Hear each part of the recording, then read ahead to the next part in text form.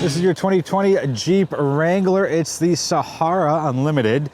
And the difference here is this is the Eco Diesel version, so you can't tell by looking at it. There's a tiny badge on the rear, which we'll get to. I've done a ton of these over the past couple of years, actually the past 7 years, and I think this is my 4th JL generation. So really quick walk around. This has the upgraded LED headlights, and it's got the LED fog lights, and it's got cool turret signals that are actually away and actually up here, just beneath the day runners. It's a Jeep. It's the most recognizable vehicle in the world, at least according to me. Yes, it's a little dirty. I took it, not quite off-roading, but I took it off pavement yesterday to get some cool shots, which I will sprinkle in throughout this video. And yeah, if you're not taking a Jeep off-roading or at least off pavement, you should, because that's what it really excels at. Quick look around the rear. That's the only place that the word Eco Diesel appears on the exterior. Just because we're here, let's open that up and open that up. The cargo figures are on the screen, and yes, the seats go down. I think it's just over 2,000 liters of cargo space that you have once everything's down. So very versatile vehicle, both on-road and off-road. And nobody's seen it yet before, although I think I've shown it in every video, but here it is again. Anyway, that's your generation. So 2019, 2018 and before would say JK. Great generation because it's got my initials. Anyway, a little bit of information there, made in the US of A. All right, like I said, it's going to be super quick. Backup camera.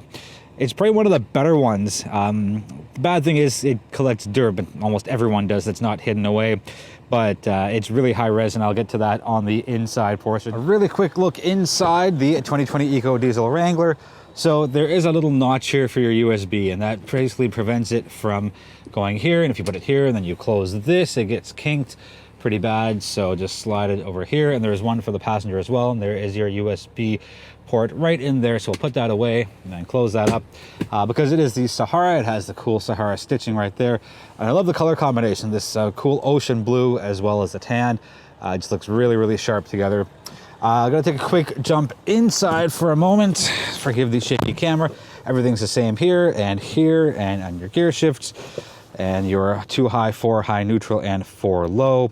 Again, nothing new here. It took me a little while to get used to this. I only get Jeeps, I think, once every 3 to 4 months, and I'm always just kind of fishing here for something, and by the time I realize it, so by the time I get used to it, I've got to give it back. Heated steering wheel works tremendously well, and yes, thank you, Jeep, for heating the whole steering wheel as opposed to just portions of it like other manufacturers. Heated seats work very well, and there's your auto start, stop, off, and all the other Jeepy things are in here. Uconnect, probably one of the best infotainment systems out there right now. Easy to use, very user-friendly, not a lot of digging. It's really simplified, but yet it's a pretty complex machine overall. So back to the Wrangler, and the cool spec here is, thank you, Brad from Jeep Canada, for giving us the nearly full open top power sunroof. Not a traditional sunroof as to what you're used to, but just to give you a look at how far it goes back. So if you're in the rear seats, come on, keep going, you have full sunlight. You can see exactly where it starts and, exactly where it stops. So I think it's pretty cool.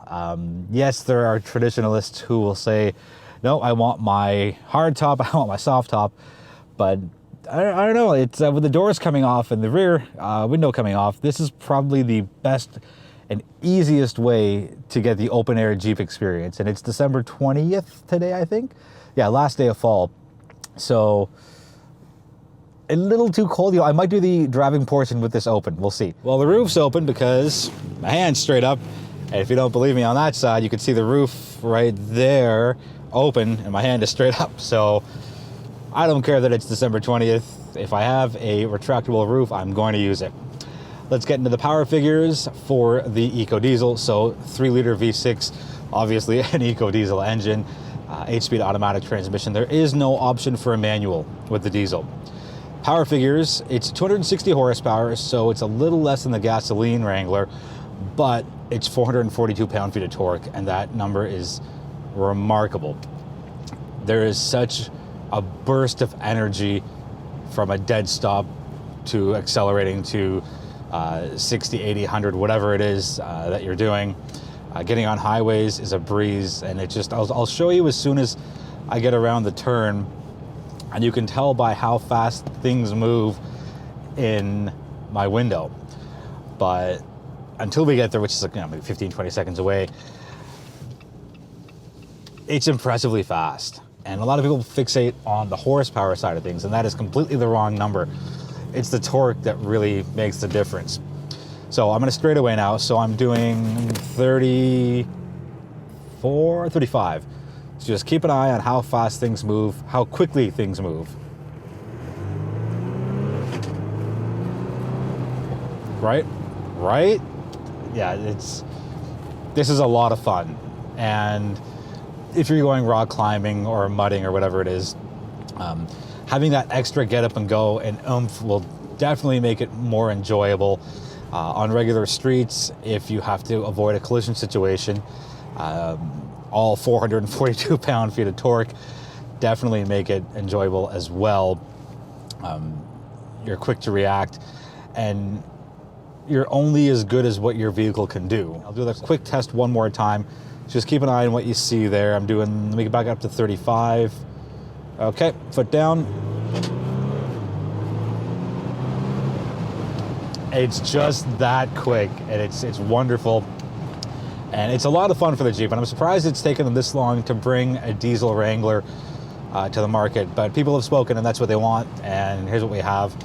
And it gives them a really strong offering all around. So there's the traditional gasoline one, there's the diesel one, and then they have the 4xe, which is, I believe it's out now. I saw it on the Jeep Canada website, and that should be on the media fleet fairly soon. So if you want a Jeep and you're well, I want a diesel, or I want something hybrid or plug-in, Jeep Canada definitely has you covered there. Stock fuel consumption in liters per 100 kilometers, and you are going to notice a fairly big difference with an Eco Diesel compared to a gasoline version.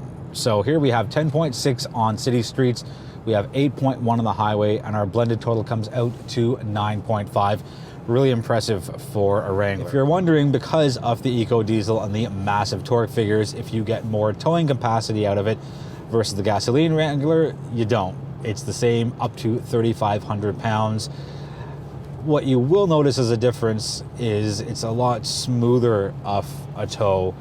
Again, just having all that torque makes a world of difference. Another interesting point here about the Eco Diesel Wrangler, your red line kicks in at 4,500 RPM and you max out at 6,000 RPM. Again, it's all the torque talking here, and usually vehicles start their red lines 6,500, 6,750. They max out at 8, and some of the performance vehicles max out at 9. But it doesn't matter to me one bit, because the Wrangler Eco Diesel is a lot of fun to drive. And again, it's just the instant power and instant torque. Even going around a turn, keep an eye on the window. All right, it's that quick. I think that was maybe 3 seconds. Found my power band and it just spiked and jumped. I think this is going to be the popular choice. I hope it's the popular choice anyway. If you can get past that initial spike in cost of $9,000 and a bit dollars, there's a lot of fun to be had here, whether you're on-roading, whether you're off-roading or mudding or rock crawling or whatever it is you're doing. And I know people say that the Wrangler is still a little wobbly, and it kind of is. It's a big improvement with the JL generation over the JK generation. It obviously is not going to ride as smoothly as a Cherokee or a Grand Cherokee or anything else in the class, but just remember what the Jeep Wrangler is for, what it does, what it's been built on, what it's been known for, what it's been made famous for. And I will happily take a couple of weebles and wobbles compared to other vehicles in its class, it's still a safe vehicle. You're not going to tip it. You shouldn't be tipping it anyway. You shouldn't be. Just saying. But yeah, there's a little bit of body roll. Like it's a tall vehicle. There's a tall seating stance. That's just the way the Wrangler is.